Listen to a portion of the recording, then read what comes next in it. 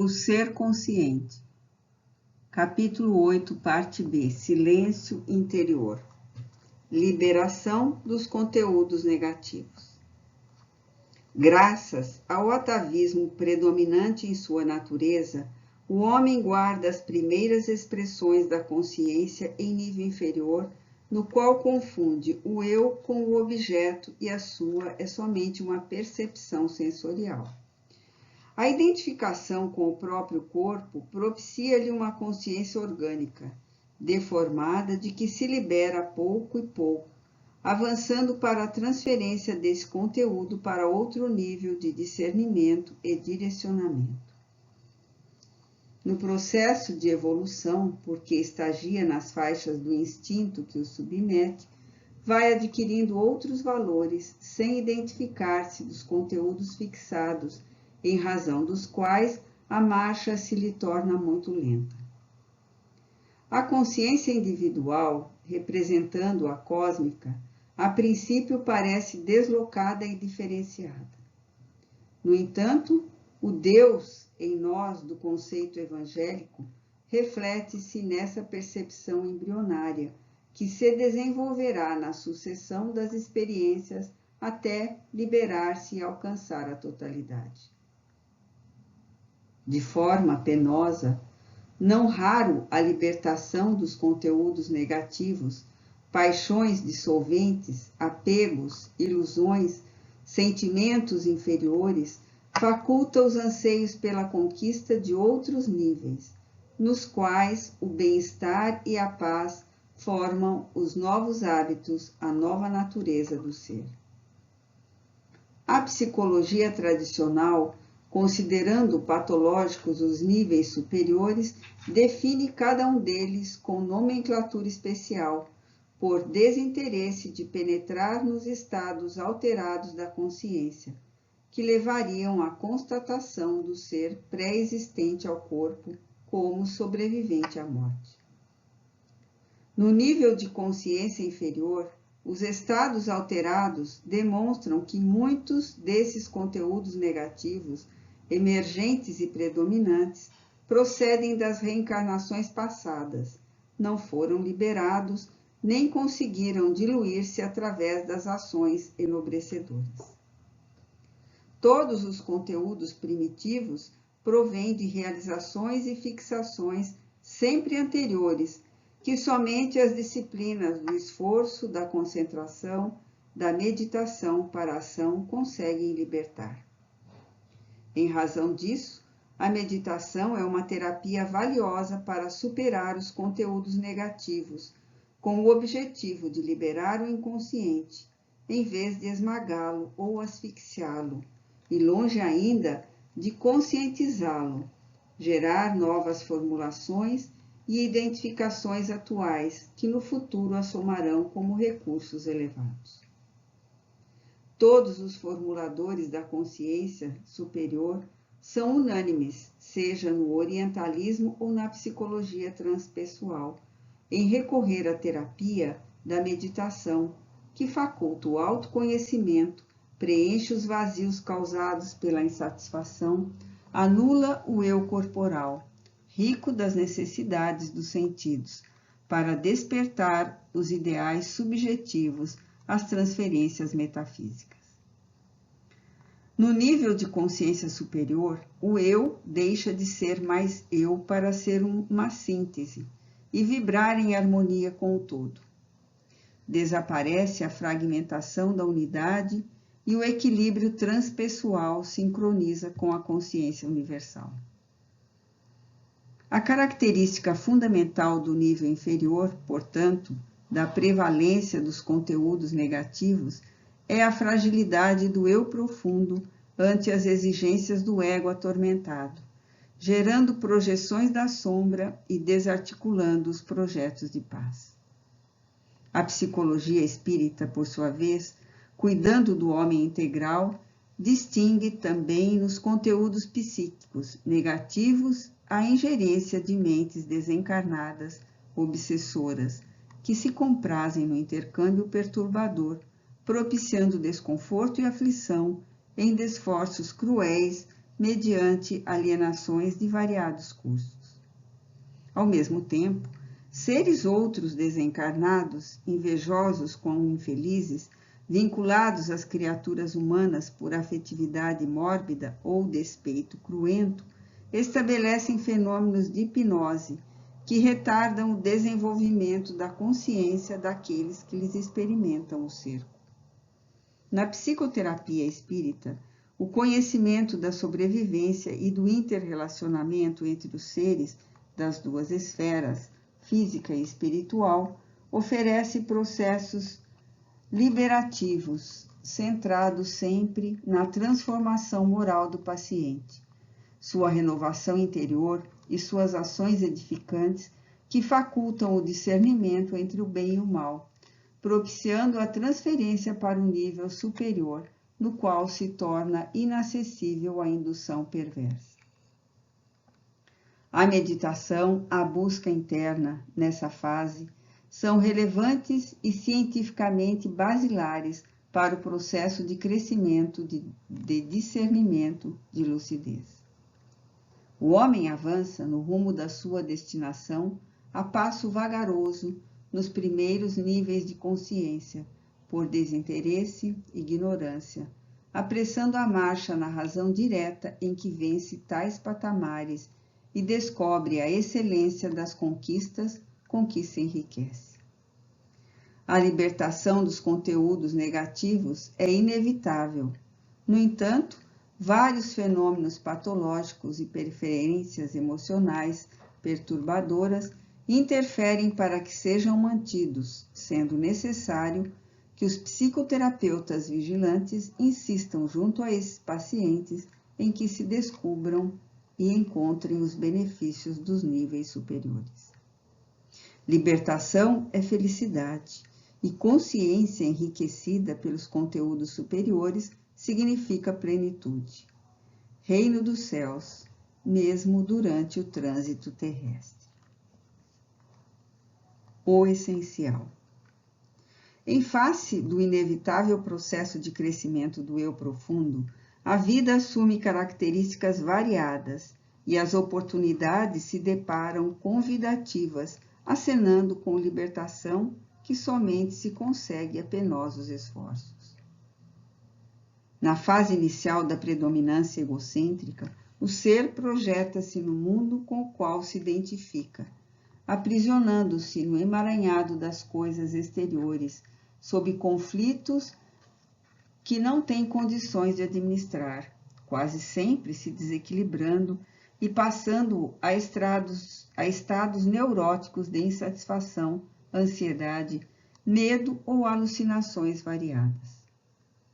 O apego a essa fixação perturbadora, a impermanência a que pretende dar perenidade, constitui-lhe a meta existencial. Mais tarde, em tentativas de desvencilhamento da situação psicológica infantil, avança para a posição egoísta, cultivando os valores pessoais, narcisistas, com os quais se engolfa, despertando na amargura sob os camartelos do tempo degenerador e da frustração tormentosa. O essencial, quase sempre, permanece-lhe em plano secundário na paisagem psicológica das aspirações conflitivas. À medida que amadurece, transfere-se das coisas e prisões egóicas para a conquista da sua realidade. O desenvolvimento do eu profundo, que deve predominar, comandando os anelos e programas de libertação. Somente a consciência de si propiciar-lhe-á a visão diferenciadora dos fenômenos perturbadores em relação àqueles outros de planificação. Em tentativas brilhantes e sucessivas de penetrar os níveis, os patamares da consciência, psicólogos e estudiosos outros das áreas das ciências psíquicas levantam-lhe a cartografia que, variando de escola e estágio, segue os mesmos processos de desenvolvimento que são compatíveis com o crescimento do ser conforme as suas experiências vivenciais na busca da saúde real. Desejando ampliar o campo da análise dos seus pacientes, enquanto Freud fundamentava a psicanálise e a difundia, Roberto Assaioli, na Itália, porque defrontava com dificuldades para aplicar em alguns deles as recomendações da doutrina que absorvera do mestre vienense, começou a trabalhar na organização da psicossíntese, na qual encontrou mais amplos recursos terapêuticos para liberá-los, assim alargando os campos de entendimento das personalidades conflitivas. Posteriormente, o bioquímico Robert de Hope, estudando carinhosamente as reações cerebrais, entre outras experiências, e buscando produzir estados alterados de consciência, formulou as bases e os paradigmas da sua psicologia criativa, inspirando-se nas experiências de George Ivanovich, com os seus complexos contributos psicológicos e cosmológicos místicos. Buscando interpretar o mestre russo, De Hoop classificou os níveis de consciência em 5 estágios: consciência de sono sem sonhos, de sono com sonho, de sono acordado, de transcendência do eu e de consciência cósmica. Para ele, o homem envolve de maneira inesperada, às vezes, de um para outro nível, especialmente nos 2 primeiros estágios de adormecimento. Mediante psicoterapia acurada e exercícios cuidadosos, logra-se o avanço pelos diversos patamares, até a etapa final, que se torna de difícil verbalização em face das emoções e descobrimentos conseguidos, nesse momento de perfeita integração com o que poderíamos chamar o Logos, o pensamento divino. No primeiro nível, quando se transita no sono sem sonhos, apenas os fenômenos orgânicos automáticos se exteriorizam. Assim mesmo, sem o conhecimento da consciência, tais respiração, digestão, reprodução, circulação sanguínea. Como se estivesse anestesiada, ela não tem ação lúcida sobre os acontecimentos em torno da própria existência. E a ausência de vontade do indivíduo contribui para o seu trânsito lento do instinto aos pródromos da razão. No segundo nível, o sono com sonhos, ele libera clichês e lentamente incorpora-os à realidade, passando pelas fases dramáticas, os pesadelos, os pavores para os da libido, ação dos estímulos sexuais, e os reveladores, que dizem respeito à parcial libertação do espírito quando o corpo está em repouso. O desenvolvimento da consciência atinge o terceiro nível, o de sono acordado, no qual a determinação pessoal aliada à vontade conduz o ser aos ideais de enobrecimento, à descoberta da finalidade da sua existência, às aspirações do que lhe é essencial, ao autoencontro, à realização total.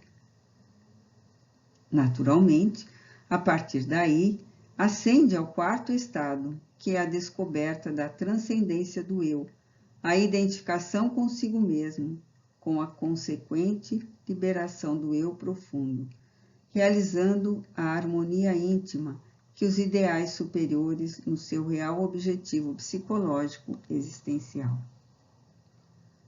A superação dos conflitos, das angústias, a desidentificação dos conteúdos psicológicos afligentes permitem a iluminação, e a próxima é a meta da vinculação com a consciência cósmica. Nem sempre, porém, o homem e a mulher conseguem alcançar esse nível ideal, fenômeno que, não obstante, será realizado através das reencarnações, que lhes facultarão a vitória sobre os karmas negativos e, mediante a lei de causa e efeito, passo a passo, em esforço contínuo, poderão fazê-lo. Da mesma forma, a reencarnação aclara a cartografia da consciência de de Hoop, quando ele analisa os níveis que diferenciam os indivíduos na imensa mole humana. As experiências acumuladas promovem ou retêm o indivíduo nos fenômenos decorrentes das ações praticadas, beneficiando-os ou afligindo-os com as sombras que lhes permanecem dominadoras na condição de resíduos espirituais. A consciência filtra-os e, por não os poder digerir, transforma-os em conflitos, perturbações, estados psicopatológicos, requerendo terapias especializadas e contínuas. Em qualquer nível, porém, a partir do sono com sonhos, a vontade desempenha um papel relevante, impulsionando o ser a novas realizações e conquistas completadoras que enriquecem o arsenal psicológico, amadurecendo o essencial à vida e selecionando-o de amontoado egóico do supérfluo. Psicoterapeuta excepcional, com a sua visão realista e criativa, Jesus definiu a necessidade de buscar-se primeiro o reino dos céus, pois que esse fanal ensejaria a conquista de todas as outras coisas. É óbvio que, ao se adquirir o essencial, todas as coisas perdem o significado, por se encontrarem destituídas de valor em face do que somente é fundamental. Outro, sim, alertou sobre o imperativo de fazer-se ao próximo o que se gostaria que este lhe fizesse, fixando no amor o processo de libertação, na ação edificante o meio de crescimento e na oração fortalecedora a energia que proporciona o desiderato. Esse desempenho favorece a perfeita identificação do sentimento com o conhecimento, resultando na conquista do eu profundo em sintonia com a consciência cósmica.